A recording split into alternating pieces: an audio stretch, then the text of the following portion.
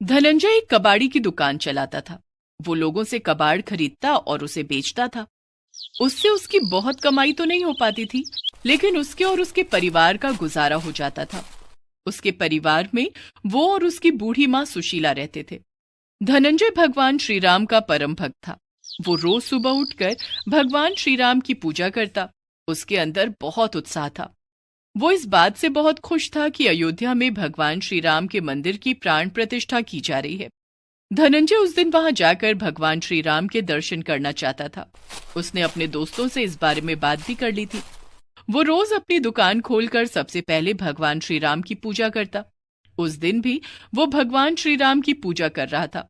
तभी उसके दोस्त मुकेश और सुरेश वहां आते हैं। अरे धनंजय, तूने सुना? अयोध्या में भगवान श्री राम के मंदिर की प्राण प्रतिष्ठा की जा रही है। हाँ मुकेश, और मैंने तय किया है कि हम तीनों दोस्त अयोध्या जाएंगे और उस दिन भगवान श्री राम के दर्शन करेंगे।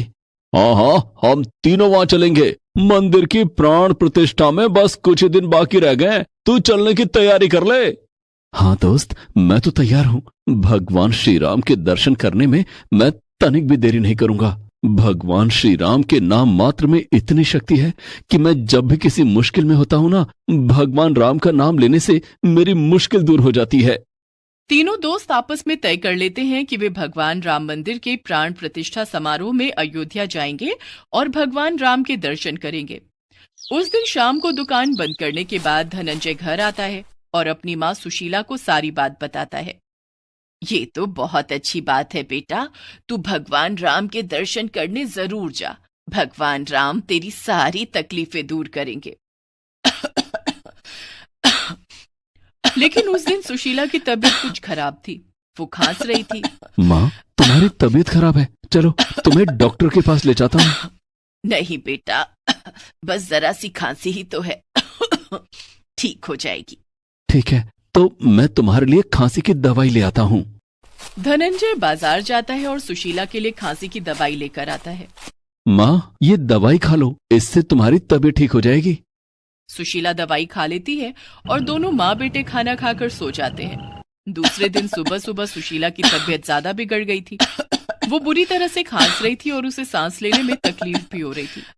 माँ, तुम्हारी सांस फूल रही है, चलो डॉक्टर के पास चलो। धनंजय ने सुशीला को उठाने की कोशिश की तो उसने देखा कि सुशीला को तेज बुखार भी है। धनंजय सुशीला को एक रिक्शे पर बिठाकर अस्पताल ले जाता है। अस्पताल में इन्हें निमोनिया हो गया है, इन्हें जल्दी अस्पताल में भर्ती करना पड़ेगा, नहीं तो इनकी जान भी जा सकती है। लेकिन इनके इलाज में काफी खर्चा आ जाएगा। डॉक्टर साहब, आप खर्चे की चिंता मत कीजिए, मेरी माँ का जल्दी इलाज करके इन्हें ठीक कर दीजिए। मेरी माँ के अलावा कोई नहीं है। डॉक्टर सुशीला को अस्पताल में भर्ती कर लेता है। सुशीला के इलाज में काफी पैसे खर्च हो जाते हैं। यहाँ तक कि धनंजय को कर्ज भी लेना पड़ता है, लेकिन इसके बाद भी सुशीला की हालत में कोई खास सुधार नहीं आ रहा था। धनंजय अपनी माँ की तबीयत को लेकर बहुत परेशान हो रहा था। उसने काफी दिन से अपनी दुकान भी नहीं खोली थी। इनके इलाज के लिए अभी 10,000 रुपए और चाहिए। 10,000 रुपए? ठीक है डॉक्टर साहब, मैं कुछ इंतजाम करता हूँ, लेकिन आप माँ के इलाज में कोई कमी नहीं करना। धनंजय अस्पताल से बाहर आता है और सोचता है, कई दिन से दुकान भी नहीं खोली, आज दुकान खोलता हूँ, शायद कुछ कमाई हो जाए। धनंजय ने उस दिन अपनी दुकान खोली। हमेशा की तरह वो सबसे पहले भगवान श्री राम की पूजा करता है। जय श्री राम, जय श्री राम, जय श्री राम, जय श्री राम। हे प्रभु, मेरी मदद करो। वो पूजा कर ही रहा था कि उसके दोस्त मुकेश और सुरेश वहां आ जाते हैं। अरे धनंजय, तू चल रहा है ना? परसों अयोध्या में भगवान श्री राम मंदिर की प्राण प्रतिष्ठा हो रही है। हम दोनों तो तैयार हैं। हमने अपना सामान बांध लिया और टिकट भी करवा लिया है। हमने तेरा टिकट भी करवा लिया है, कल शाम की ट्रेन है।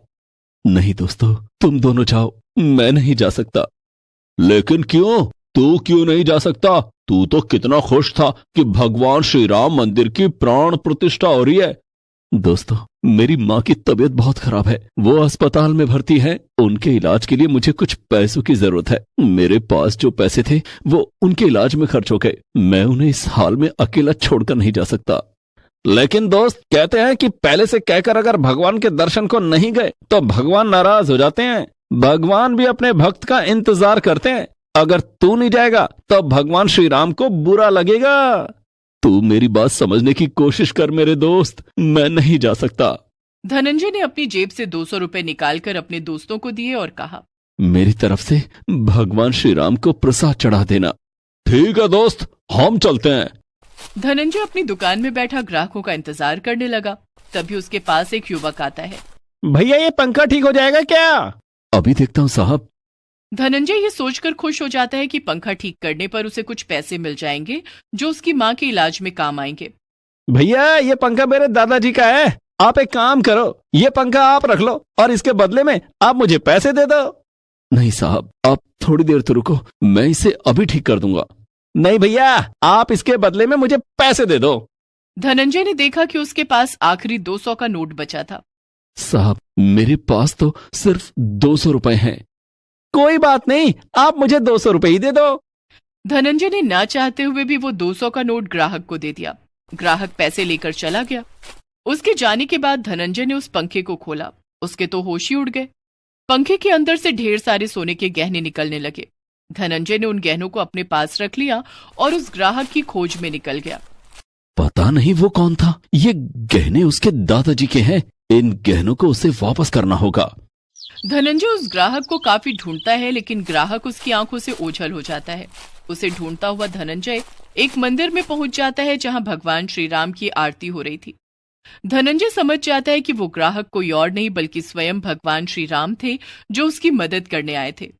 प्रभु मेरे श्री राम, मैं समझ गया, वो आप ही थे। आपने मेरी मदद की, आपका बहुत बहुत धन्यवाद प्रभु।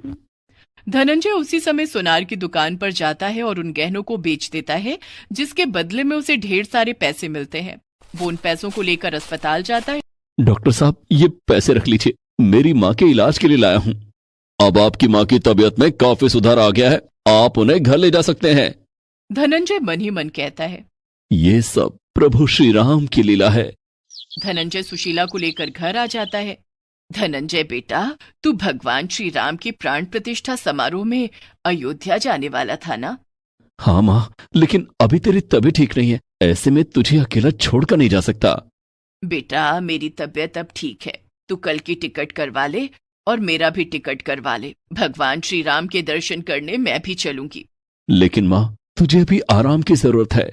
बेटे मैं बिल्कुल ठीक हूँ और बाकी बची तबीयत भगवान श्री राम के दर्शन करके ठीक हो जाएगी।